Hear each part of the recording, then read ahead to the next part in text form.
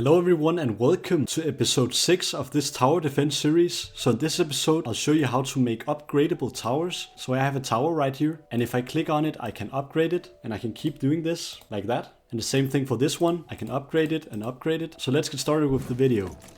So what we'll start off by doing is going to the canvas right here. Then I'll right click on it and create an empty game object, which we will call Tower Upgrade UI. So this will be like the button which says upgrade, and it has like the price. Then let's go to scenes so we can see it. And let's right click on it and go to UI. And now we'll choose a button, Text Mesh Pro. I'll call this button for upgrade button.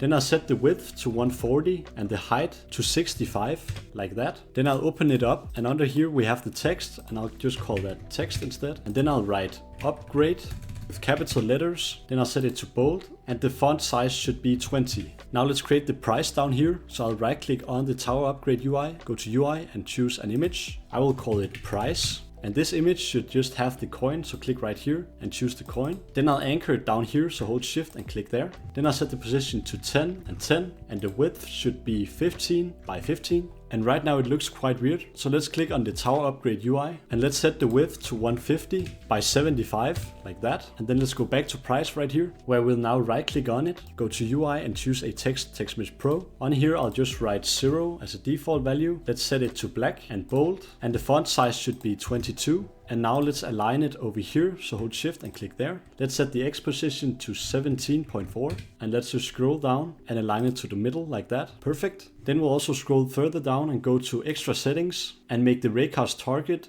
false. And also in the price we'll make the raycast target false. And on the text right here, scroll down and make the raycast target false, so we can actually click the button. Now save that, and we'll make it into a prefab. So open up the prefabs folder and drag the Tower Upgrade UI into here. Now we can delete it here, so do that. And now let's create a script for this. So go to assets and go to scripts, and in here we'll right click and create a new script called Tower Upgrade UI. Now open that up. And before we actually make this, let's just open up the tower script in here. On our tower script at the top, we will add a system.serializable for a new public class we will create, which we're gonna call Tower Upgrade Stages. So here we will have all the information for our upgrade, and the information will be a public float called range.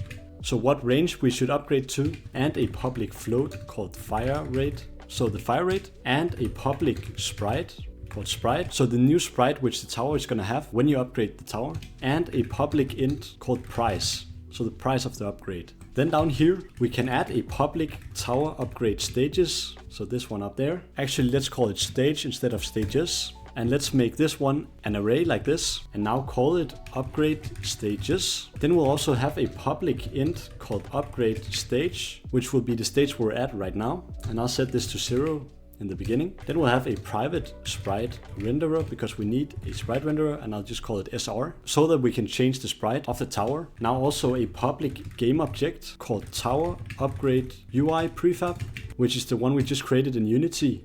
And lastly, we'll have a private game object called current UI, so the current one we will spawn. Then let's create an awake function down here, where we'll do SR equals get component sprite renderer. So now we have the sprite renderer. Then we can scroll all the way down, where we can add a public void called upgrade, so when we want to upgrade our tower. And in here we'll just do Tower Upgrade Stage current upgrade stage equals our upgrade stage, just where we'll input the index of upgrade stage, like that. And before we can create the rest of the upgrade, we need to go into our Tower Upgrade UI, which we'll create now. So in here we'll be using a few libraries. First off, we'll be using the TM Pro library for the Text Mesh Pro, and we'll also be using the Unity Engine.ui library. Perfect. Now we can delete the start function, and then we can add a public tower called tower, and this will be the current tower which we want to upgrade. Then I'll also have a public button called upgrade button, which will be a reference to the one we created in Unity,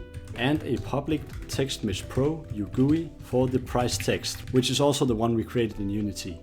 Then I also have a private bool called just opened, and I'll set this to true in the beginning. And this is just to make sure that we don't close it down when we've just opened it when we click, and I'll explain more later. Then I also have an awake function where we will do upgrade button.onClick.add listener, where when we click the button we want to call our function which we're going to create right under here, which will be private void called try upgrade. So just in here call try upgrade like that. And in our try upgrade function, we'll first check if coin manager.instance.coins is less than tower.upgrade stages, where we will input tower.upgrade_stage.price. So basically the price of our upgrade. Well, if it's less than, well then we'll just return. But if it's equal or more than, we can do tower.upgrade. So we can basically upgrade our tower. And after that we can destroy the game object, so destroy this button. So destroy this whole tower upgrade UI. Now in our update function, we'll check if we've just opened. Well, if we just have, we can do just opened equals false and return. Because what we're gonna do under here is check if input.get mouse button down 0.